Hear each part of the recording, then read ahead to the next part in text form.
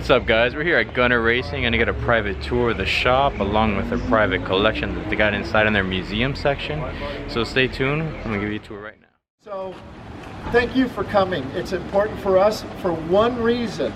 The parade is going to be here, which you guys ought to go. We're going to bring a big race car show there, which will include cars that aren't here. So it will be like you've seen it already, and a couple other little doodads. But the main reason is we clean this place up because we don't have a lot of time to clean. So I say stop everything for 2 weeks and we go ahead and we do the best we can. We are a working shop, so if you see underneath things little piles of Porsche debris, it's good debris, but it's the best we could do. We'll open the doors now.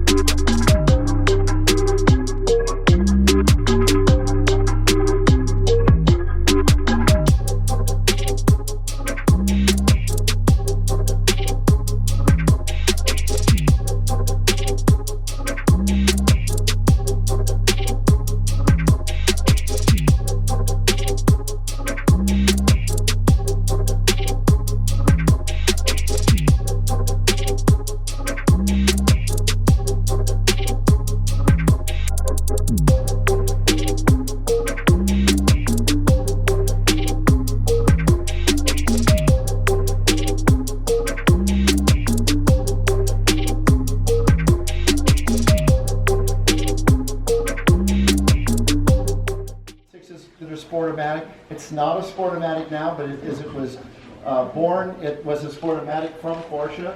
Let me pitch that sweat towel. The green car is what I call a G93 Gunnar for the G, and 93 we built in 93, and it has a twin turbo 962 engine and transmission in it, mid-engine. That's the first turbocharged 911 ever built. The G99, which is also one we built, but we did it when we owned the Champion Porsche that people probably saw. They had a GT1 car. It was prepared here in the day. We bought the car. I made a fixture, so then I made a car because I had all the spare parts. That's really technically the first 911, but it's not really a 911, okay? It's a, whatever they call it, 996, I guess, in the day. 997, maybe it was the first of the 997. Even I get mixed up there. But the green car was the first, okay? So that's kind of special for us. Then, when we built this car to get into the rules, we had to deal with IMSA because they asked me to build it when I told them I could build it. And I said, how do we get around the rules? And they said, we'll worry about that because it's what we do. So the rule was, the engine placement is free as long as it's in the same location. Okay, if you're writing the rule, I didn't come up with that, they did. So we turned it around. It's in the same location, basically. The rule for this, 2018 991.2, the new ones are called 992s, but they're the same car, is the same rule. And guess who else did it? Corvette. But it's not the same location. So we don't quite know, because they moved the engine from the front of the car to the middle of the car. All we did was turn it around. Porsche just turned this around with the same writing in the book from IMSA. The engine placement is free as long as it's in the same location. There are less than 20 of these at the point that this car got out of Porsche. The gentleman that owns it is a guy named Juan Gonzalez Marino. And a lot of you guys here eat Mexican food now and again. He's Mission Foods. He's the tortilla dude. He has 46 bakeries across the world. Everywhere. China, there's 3. They're in Mongolia. Who knows where he has bakeries. He's the largest beaner, professionally speaking, and I'm part Mexican, so I can say this. He's a cousin. We call him cousin, even though he's not really my cousin. Because if I was his cousin, I wouldn't need to stand here and tell all you guys about this. I'd be eating tacos on the French Riviera right now. But anyway, he's a great guy, and he was able to buy this car from Porsche because he puts a series on for historic guys racing cup cars, later 996s, 997s, and whatnot. And he made a deal with Porsche. Hey, I want to buy the new mid-engine car. And they said, they're not for sale unless you're going to race them. And once, raced through the past, Alex Joe prepared his cars. You guys know Alex because he was a Gold Coast member for years. And he stopped racing, and now he just vintage races. And he has the series is called the Trophy Cup, the Mission Foods Trophy Cup. So, okay, fine. So when you remind him how much money he spends with Porsche every year, someone at Porsche said, maybe we ought to think about selling him a car. We need to do this with more people that buy $4 or $5 million worth of shit from us every year. They said, okay. So he got one. And here it is.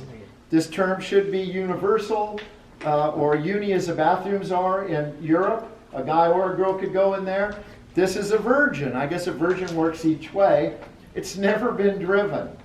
Because the saying would go, whoever buys this wants to be the first person to take it on the track. It's important to some wealthy guy that's going to pay way too much money for only one built for the public, basically. So this car is kind of special being its mid-engine. It hasn't turned a wheel on its own. Maybe it did a lap in Lysac, the test facility, but the tires don't show it. But we can run the car as long as we hire 2 Porsche technicians to come with us. As long as we bring 2, we can do anything we want with that car for 1 year. Now there's one rule that applies past that. If Juan chooses to sell it, and it is for sale, he has to offer it back to Porsche first. Now Juan says, it's the only one. It's got to be worth $3 million. Okay, there's probably some guy out there that would pay it just to get it because they couldn't go to Porsche and get one. Unless they, who knows what they'd have to spend with Porsche to get that. So with all that being said, Porsche says, as long as you come to me first and offer it to me, meaning Porsche, you can sell it. So you think Porsche's going to buy it back for $3 million? Probably not. So there was someone here yesterday looking at this car to purchase it, and he loved this car, and he really loved that car.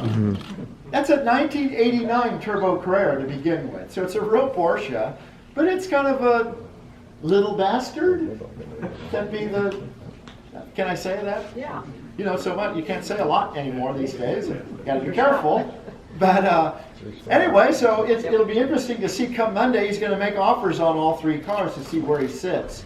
But I don't think I would sell that car because it'll go to my heirs and my family. And this car, who really cares?